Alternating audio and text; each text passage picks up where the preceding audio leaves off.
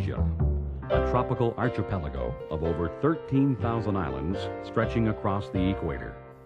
A paradise of shoreline, jungle, and majestic landscape. From its teeming cities to pristine rainforests, this great island nation is characterized by diversity. It is a land where 800 spoken languages create a rich blend of cultural traditions, contrast, and color. A population of 200 million ranks Indonesia as the world's fourth largest nation, and at its hub is the thriving metropolis of Jakarta. Under competent management, the country has pressed forward to become a frontrunner in the rapidly developing Asian community. Yet amid its complexities, there remains a simpler, quieter side to this nation. Scattered among the rainforests blanketing the land live hundreds of ethnic groups, each unique, possessing a distinct language and lifestyle.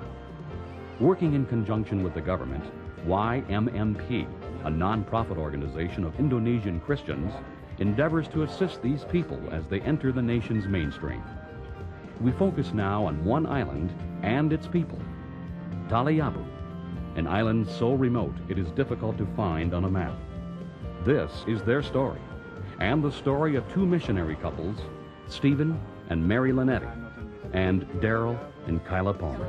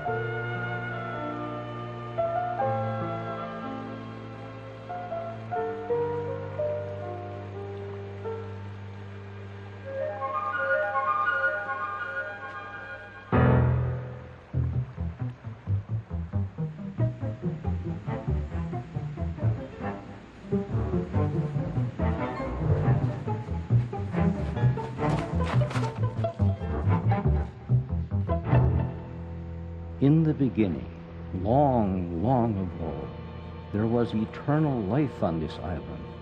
There were some who lived and never died. We TALIABO learned this from our ancestors. But then, those in the beginning left. They left this island and went beyond the horizon.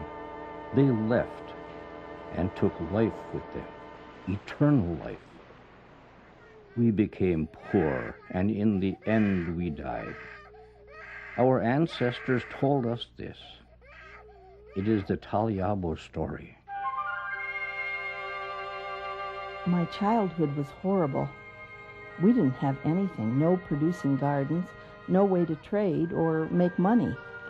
When I was little, we used to wear bark skirts. They wouldn't last. Sometimes we'd dress in sacks. We struggled with the bitterness of life. We had heard from the old stories that there was a river of life. Whoever found that river and drank from it would live forever. We searched and searched, but no one found it. So eternal life was lost, and we died. We feared death. It was our greatest fear. We groped in darkness like blind men, looking for a way to escape. For this reason, we called out to the spirits. We used black medicines of all kinds to guard our bodies so that we would not die. But when we least expected it, death would swoop down and carry us away. We saw that when a person died, his body would rot, but we wouldn't bury it. When the flesh rotted away, we put the bones in a box and kept it in the house. We waited to see if life would return. but it never did. Sometimes we dug a hollow in the ground and put the body in it. At night, we guarded it from pigs and dogs. We would sleep there. We were hoping he would come back to life. But he never did. So we made the dead man our spirit guide, and we would worship him. We would take some hair, a fingernail, or a tooth to give us power over our enemies. We would cry out, "Father, keep watch over our lives. Deliver us from sickness. Father, give us power to stay alive in this world." We brought our offering, but he was never hungry. We waited, but he did not return, and the food grew black with mold.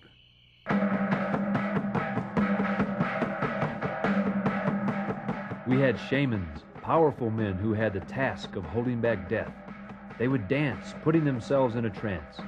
They would dream, and the spirits would tell them where to hunt, where to fish, which medicines to use on the sick. Our eyes saw many wonders. Oh, this is the way to overcome death. The shamans thought they had power to live forever. We watched, and we watched, but one by one they died. We were confused. We were looking for everlasting life from a man that dies.